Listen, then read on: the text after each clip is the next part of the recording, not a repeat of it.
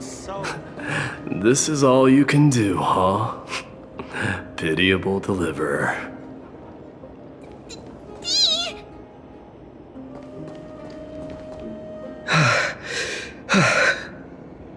Snowy! Even Snowy! The culprit is mydeimos. Dee, what did you do to everybody? It's just another duel where I claimed victory. Duel? As I expected. On the surface, these two are the mightiest warriors in the Holy City, but they're still impulsive youths at heart.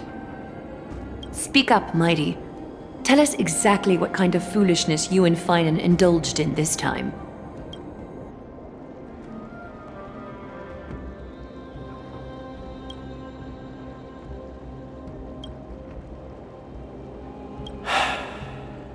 No, none of those sound right.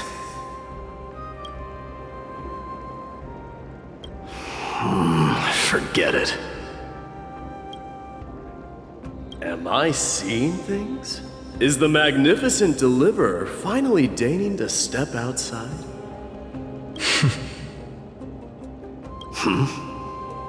What kind of response is that? Nothing.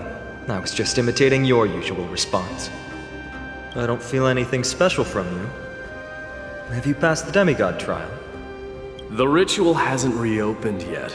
In case you forgot, it hasn't been that long since I pulled you out of the trial. I didn't forget. Then, you're welcome. In twilight's last gleam, Makima stands bold. Her walls sturdy, tales untold. Dreaming of her fruitful gardens, pilgrims arrive from distant lands. Figs and olives, so grand. Yet little do they know that they will step into flames, fuel to the fire, a burning brand. What are you playing at this time? I just felt like reciting a few lines of poetry. Surely the Crown Prince of Kremnos knows how to appreciate poetry, right? Kremnoans steer clear of such weak literature. But my library doesn't lack collections of this kind. These lines express the poet's yearning for their home, just as Akama is distant from many people's homes. I know how to interpret poetry, Hyacine. There's no point in pretending to be profound, my friend. Thank you for helping me out when I was in a tight spot, but it seems to me that you aren't prepared for the trial either. Don't compare your situation with mine. My people are still relying on me. I can't ascend to godhood on my own without first resolving their issues. So, are you suggesting that you, the mighty mydeimos, and the heir to the throne of Kremnos, wish to defy tradition that has endured among your people for millennia? I'm still thinking about what I should do. Never mind. It's probably not my place to offer you counsel. An idea does strike me, though. Go ahead. Let's see what terrible ideas you've come up with this time.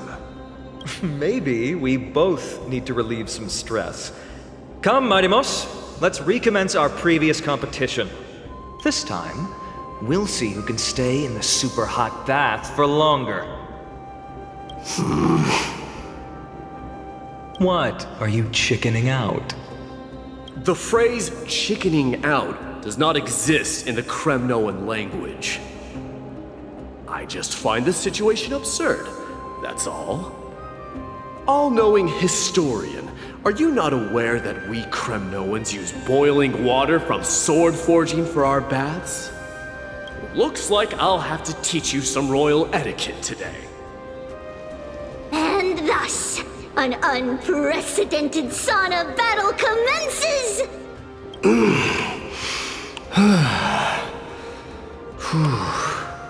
It fixated on its rival's fleeing form in the chase. It set its sights on the other's neck, nearly within reach.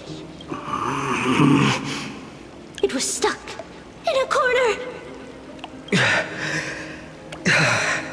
It had nowhere to escape! My lords, would you like me to reduce the temperature a little?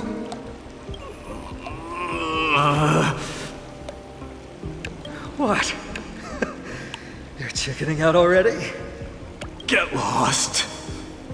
Are you asking me to get lost, or...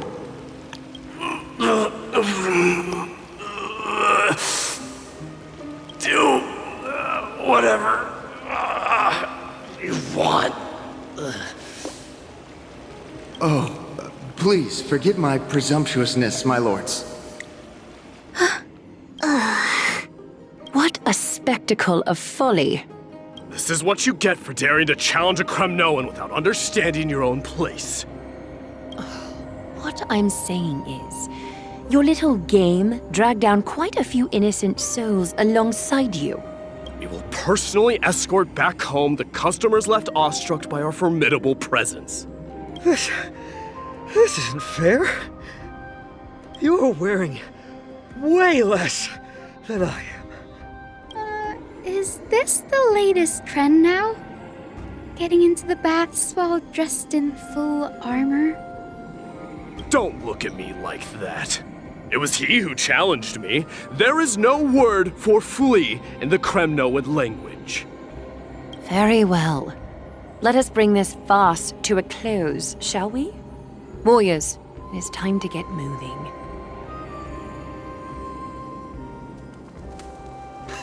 I win this round of escorting the bathers home.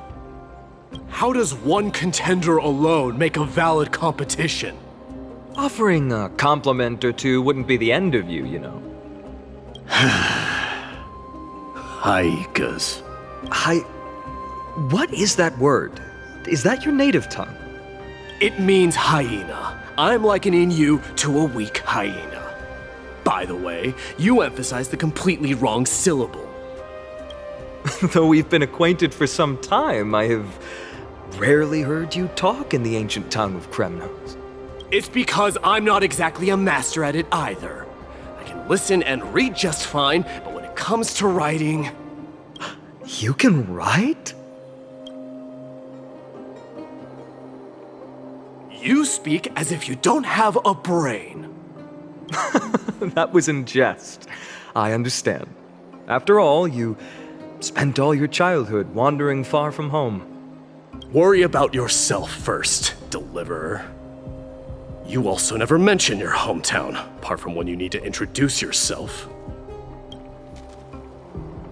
Well, it's because there isn't much to say. Jades is simply a tiny village that disappeared many years ago in the flames of war. The only times I get to see it are in my dreams, and in the trial from the Lance of Fury. I knew it. Yes, I saw it all. Jades ablaze with everyone. My family, friends, and my kin, lying in a sea of flames. A blood-red half-sun hung in the sky, just like on that day. And before my eyes, that murderer killed Cyrene. But I saw its form this time. A black cloak, an eerie mask, and a broken giant sword that carried an ominous aura. I fought it in the trial. But even though I've been fighting, improving, and resolutely getting stronger all this time, I still couldn't defeat it. You were blinded by hatred and almost lost yourself in that trial. That's right. And that's why I am truly thankful to you, mydeimos. You finally picked up some manners. Better late than never. Then what about you, Mydei? What did you see in that trial? What do you fear? There is no word for fear in the Kremnoan language. I'm getting the feeling that your language has no words at all. But to answer your question, I saw Akuma in the trial. As well as... my old comrades. Hephaestion. Perdiccas. Ionius. Ptolemy. And Possesta. Ever since I returned from the Sea of Souls, these 5 have been by my side. We faced life and death together during our days in exile. Those 10 years were arduous, yet filled with moments worth treasuring. Each night, we would gather by the campfire, savoring honey brews and singing our hearts out. The wind in the wilds of Amphorius smelled like rust. Hephaestion would always tease me about adding goat milk to the honey brew, claiming I ruined the blood-red color of the drink. He had a scrawny figure, but was a relentless force on the battlefield, dispatching foes without so much as a blink. Perdiccas was an expert in concocting medicines, delving into all those strange folk remedies. Ionius was a swift runner and our most reliable messenger. Ptolemy was a real bookworm, always spouting off in chapters and verses. When we left Kremnos, he made off with a stack of ancient tomes from the Grand Library. Not like it mattered, as my family owns the library. And then there was Possesta. He was the silent type, but a truly masterful musician. This is the first time I've heard you mention these 5, and their names. They died on the battlefield before the Kremnoan detachment managed to join Akuma. What a grave trial indeed. Now I understand why you see immortality as a defect, or even a curse. My father threw me into the Sea of Souls to break the wheel of karma. But little did he realize it would grant me an immortal body and summon a fated revenge on his head. Following his demise, I considered leading my people back to our homeland. Kremnos had already turned it into a wasteland. Only darkness and insanity thrived there. Against the dissent of many, Krateros included, I made the Kremnoan detachment stay in Akuma. But I know that their glory will never be doused out.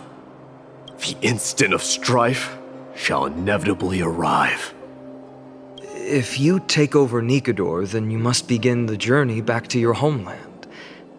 So, you hesitate because you think leaving your people in the Holy City is a better choice? I don't know. But I have never been crowned. And those 5 were never endowed with any titles. None is aware of their glory. Your predicament is truly complicated. I don't know how I can give you any useful advice. Maybe you could seek counsel from more people, such as the Grand Craftsman. Cartonis' people seem to have been through comparable dilemmas. And that teacher of yours, Krateros? Dee, we've got a big problem! Big problem!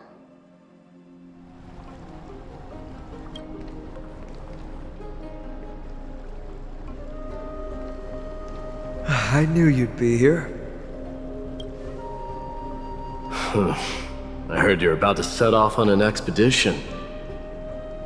That's right. It's going to be a tough battle, and our destination turns out to be Castrum Kremnos. Is that why you're here? To pray to the dead Nikedor? No, just the opposite. I'm here to tell you, you can entrust the front lines to us this time. You can't afford to lose your upcoming battle either.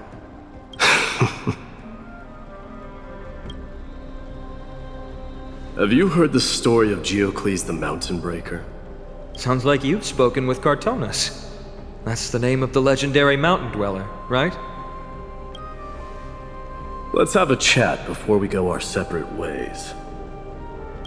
Cartonus told me that back in ancient times, the mountain dwellers lived in seclusion. They spent their days quarrying and gathering, living a simple and peaceful life away from strife. But Geocles was different.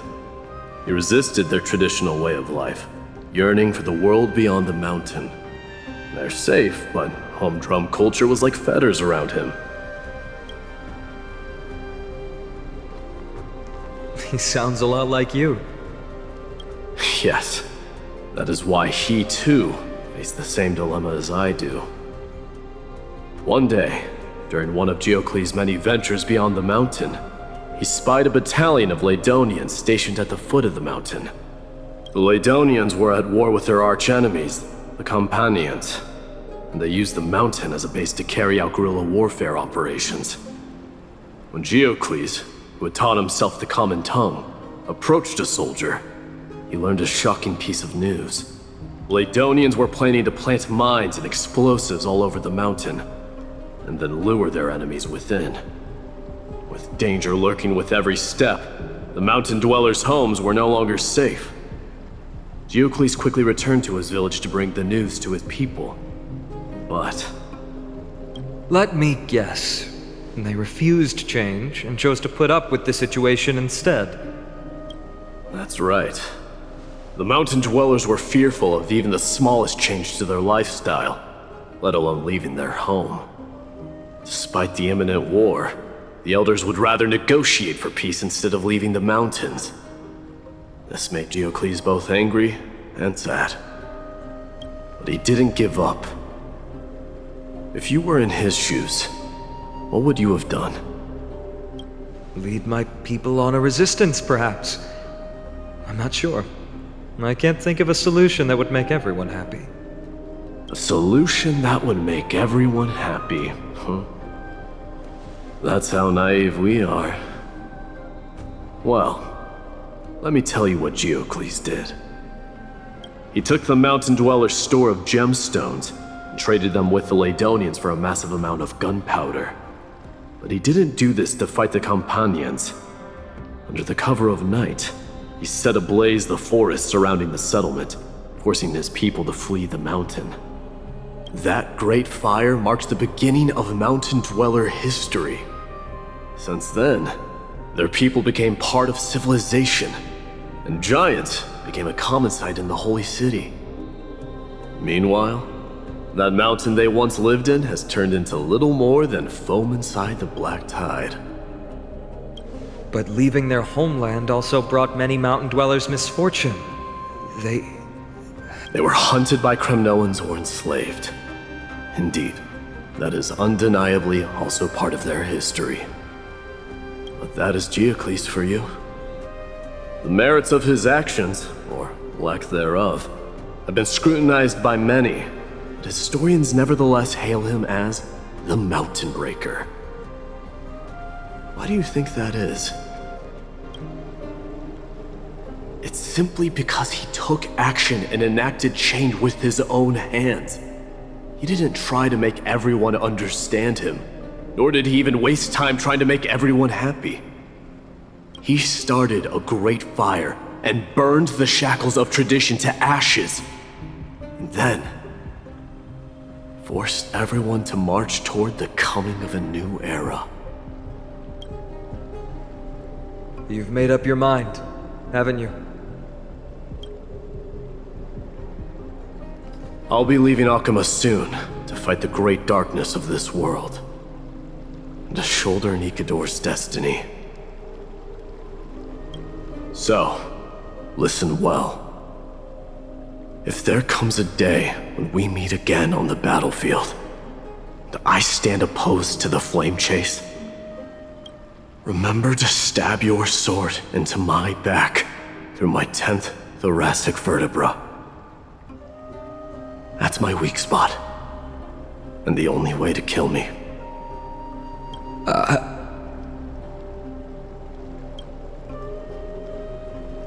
You have my word.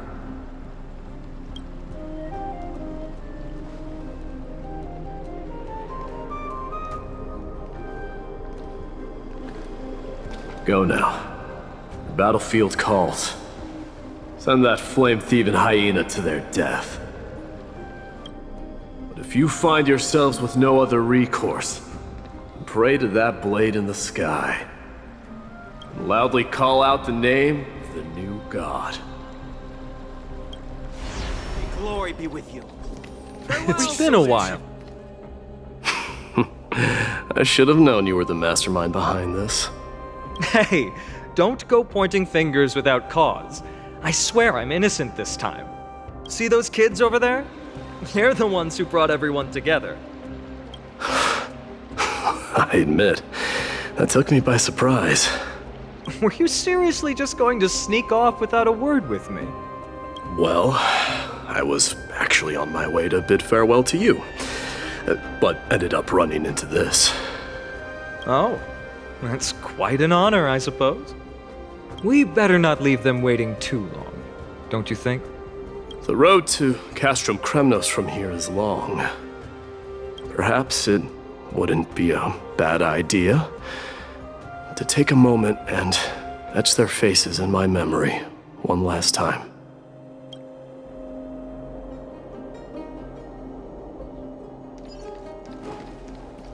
I think I see more than just the Kremnoans here. King of Kremnos. May triumph always be yours. You're now the guardian of Amphorius, after all.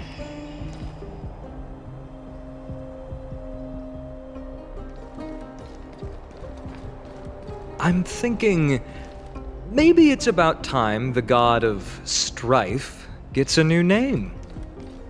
How about the god of solidarity or preservation? Dong Hung mentioned that one to me. I recommend that you steer clear from any situation that calls for naming things. I suppose strife still fits you better.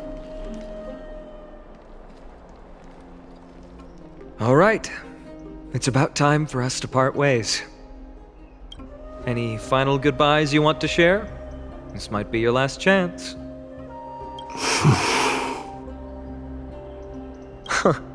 Why so quiet? I thought divinity would wash away some of your sentiments. Do you truly feel as carefree as you seem? Or is this just a facade you wear? You know what? You sound just like Aglaia at this moment. But you're not off the mark. I just thought that putting on a nonchalant front for this occasion might help us preserve some dignity. I can see through your deception, even without the power of mind reading. Am I really that terrible at controlling my facial expressions? Well, with that said, thank you for aiding me in defeating my archenemy, mydeimos. No need to thank me. This triumph brings no delight, nor does it signify closure. You understand that more than me. Indeed. In the end, I still haven't unraveled the mystery behind that black-robed swordmaster. And I can't even ascertain their demise. Maybe I've never managed to cut off my destiny. But that matters not. Pain may be cured, but scars remain. And this should not be effaced. Even with the divine might of Ornyx, you cannot stop the past from leaving its marks in our blind spots. Can you genuinely let go of everything as soon as that swordmaster is dead? That's impossible. Revenge is merely an obligation that must be carried out, and no one can find mental fulfillment through it. You're right. Look forward. Chew up and swallow your past. And make sure emptiness and bitterness are not the only flavors you know. Remember that there is a whole world behind you waiting to be saved.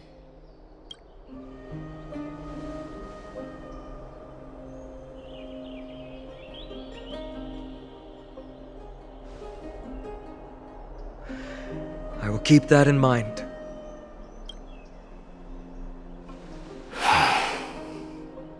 I have a final favor to ask.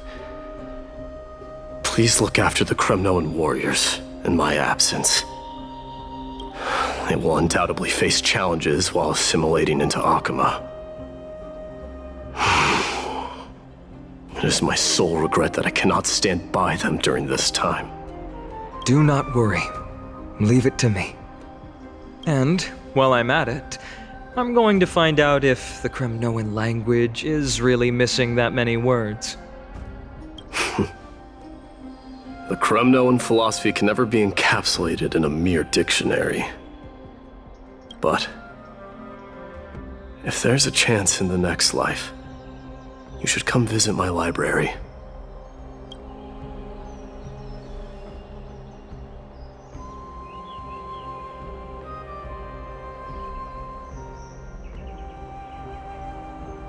I'll be on my way, Deliverer. Remember to stay alive till the final act. Yes. Same goes for you. Don't die too easily. May triumph always be yours, mydeimos.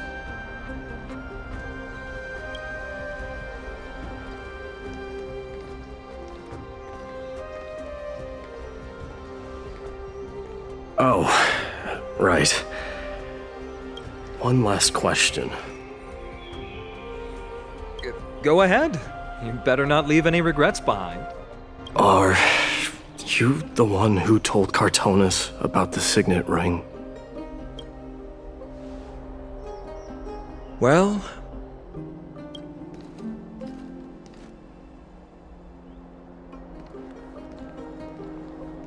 who knows?